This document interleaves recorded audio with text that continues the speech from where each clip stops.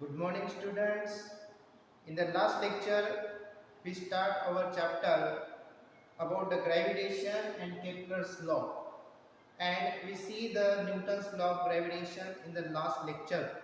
Today, we are going to see Kepler's laws of planetary motion, which is nothing but topic 1.1 in your textbook. Okay, so today we discuss the statements of the Kepler's laws of planetary motion. आज आपण केपलरचे laws बघत आहोत. मागच्या period मध्ये आपण Newton's law of gravitation बघितलेला होता आणि त्याचं थोडं एक्सप्लेनेशन सुद्धा आपण बघितलेलं आहे. आज आपल्याला या केपलरचे 3 लॉज आहेत, त्या 3 लॉचे स्टेटमेंट हे समजून घ्यायचे आहेत. तर आपण याला स्टार्ट करू. तर हे स्टार्ट करण्याच्या आधी आपल्याला हे माहिती आहे की अगदी पुरातन काळापासून आपल्याला असं माहिती आहे, from very ancient time we know that the motion of the planets around the sun is a very important topic. Okay, so from ancient times it is considered that every planet revolves in a circular orbit around the sun, but Johannes Kepler, a scientist, put forward his theory about the motion of the planets, and he stated that the path of the planets around the sun is not a circular path but it is another shape. Okay, so today we are going to discuss these 3 laws stated by the Keplers. Okay, केपलरने एकूण 3 laws मांडले होते. त्या 3 laws पैकी 2 law त्यांनी 1609 1609 आणि एक जो law आहे तो 10 वर्षानंतर म्हणजे 1619 मध्ये त्यांनी शोध लावलेला होता. तर आज आपण केपलरचे 3 लॉ बघणार आहे. तर आपल्याला फक्त स्टेटमेंट बघायचं आहे. We are going to see the statements only and next we are going to prove the laws one by one. ठीक आहे. तर आज आपल्याला प्लॅनेटरी मोशनचे लॉज बघून आलो आपण. त्यातला जो पहिला लॉ आहे, फर्स्ट लॉ.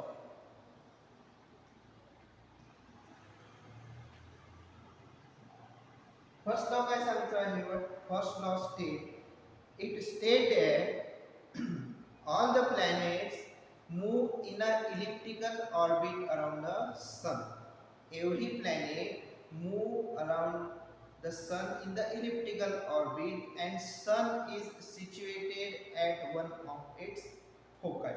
Okay, मग याच्यामधले जे टर्म्स आहेत त्या टर्म्स आपल्याला आधी समजून घ्यायला लागतील. पहिली टर्म याच्यामध्ये येऊन आली आहे ते आहे इलिप्टिकल. इलिप्टिकल मीन्स हा एक प्रकारचा शेप आहे. जसा सर्क्युलर शेप आहे तशाच प्रकारचा इलिप्टिकल शेप असतो. मग इलिप्टिकल शेप कशा प्रकारचा असणार आहे?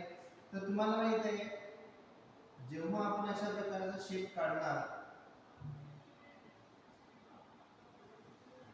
या शेपला इलिप्टिकल शेप असं आपण म्हणतो. आणि ज्याप्रमाणे सर्कलला एक सेंटर असते त्याप्रमाणे या इलिप्सला 2 सेंटर असतात. त्याला म्हणतात फोकस. तर इथे 2 फोकस राहणार आहे. हा एक इथे फोकस असतो आणि इथे असतो. तर या दोघांना मिळून फोकाय असं म्हणतात. हा पण फोकस आहे आणि हा पण फोकस आहे. ठीक आहे ना. या दोन्ही यांना काय म्हणणार आपण? They are called the focus. पण कंबाइनली अनेक वचन आहे म्हणून त्याला काय म्हणणार आपण? They are called the foci. ठीक आहे. तर अशा प्रकारे आपण त्याला लिहू शकतो, they are called the foci. मग स्टेटमेंट काय सांगते बघा आपल्याला की all planets revolve in a elliptical orbit, म्हणजे अशा प्रकारचे move in a elliptical orbit around the sun and sun is situated at one of its फोकाय. म्हणजे त्यांचं म्हणणं असं आहे की जर हे प्लॅनेट्स इलिप्टिकल पाथ मध्ये फिरत असतील, if they are moving in a elliptical path, then the sun is situated at one of the foci of the ellipse. म्हणजे एक तर सूर्य असेल इथं असेल किंवा तो या ठिकाणी असेल. तर केपलरचा पहिला लॉ आहे त्या पहिल्या लॉला नाव दिले त्यांनी. It is called as the law of elliptical orbits.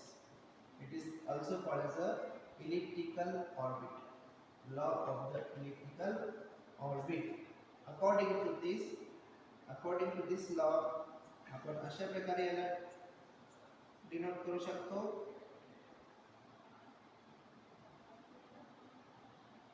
हे दोन फोकस आहेत आणि काय प्लॅनेट, कोणता पण प्लॅनेट. ओके, हा आहे सन आणि हा आहे planet. This planet is moving in an elliptical orbit around the sun and this sun is situated at one of the foci. तर हा फोकाय इथं सुद्धा फोकस आहे, इथं पण सुद्धा फोकस आहे. तर इथं पण सन असू शकतो किंवा इथं पण सन असू शकतो. Okay, so according to Kepler all the planets in the solar system they are moving in an elliptical orbit around the sun and the sun is situated at one of the foci. Okay, and this law is nothing but it is called as the law of elliptical orbit. Is it gives the shape, it gives the shape of the orbit, okay, in which the planets are moving around the sun. Okay, very simple law, खूपच simple law आहे. या law नुसार all the planets move in an elliptical orbit around the sun and sun is situated at one of its foci. तर अशा प्रकारे तुम्हाला याला remember करायचं आहे. ओके, आता आपण जाऊया पुढच्या लॉकडे.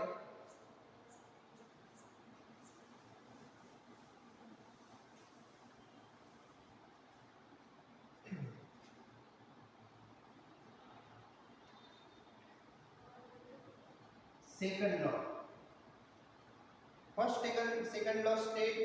Second law state that every planet or the radius vector drawn from sun to planet, radius vector drawn from sun to planet sweep equal area in equal interval of time.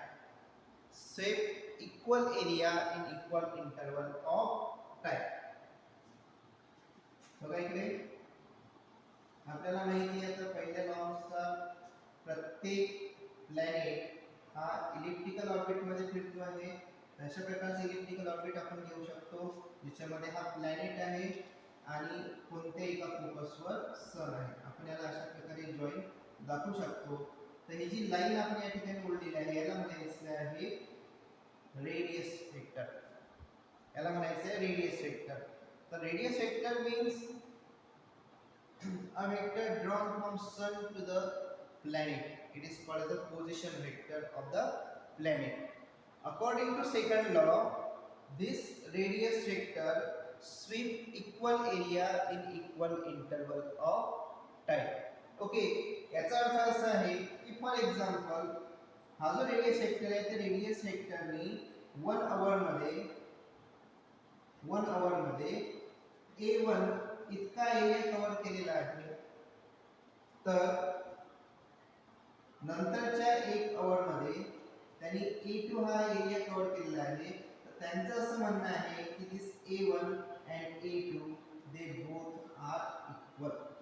ते सारखेच असायला पाहिजे. म्हणजे एका तासामध्ये हा प्लॅनेट सारखंच अंतर कापतो. ठीक आहे ना. It covers equal distance in equal interval of time. This is the second law of Kepler's. It is called as the law of area. Law of area velocity. Okay. What is area velocity? Area velocity is nothing but the area covered per unit time, and according to the Kepler, this is equal to constant. dA by dt is always remains constant. Means if it cover area A1 in 1 hour, then the next hour cover area A2, then we can say that this A1 is equal to A2. Okay. For example, this is the area covered in some time t.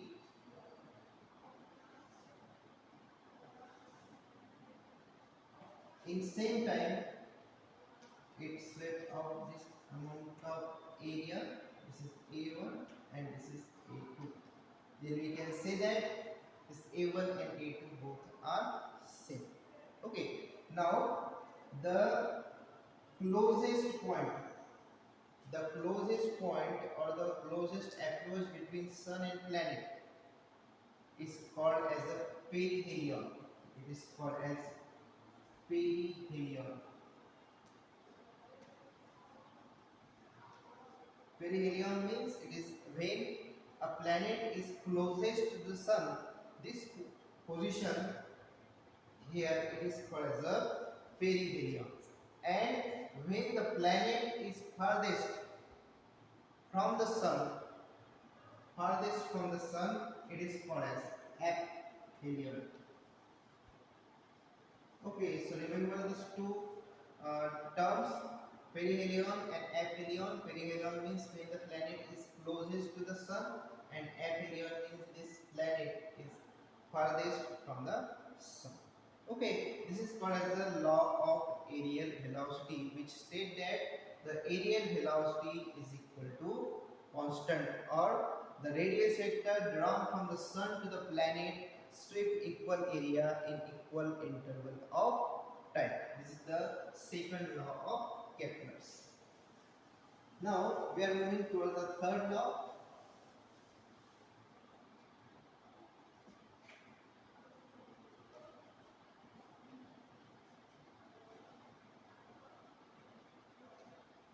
What third law state? Third law gives the relation between the time of revolution and the length of the semi-major axis. Now, what are semi-major axis and what are semi-minor axis? See here.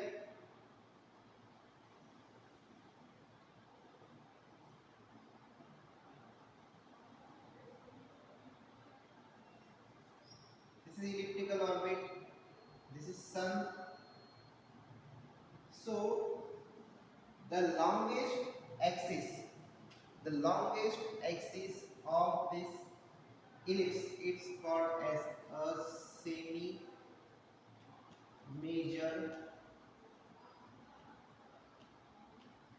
axis, and the shortest axis is called as, this axis is called as semi-minor.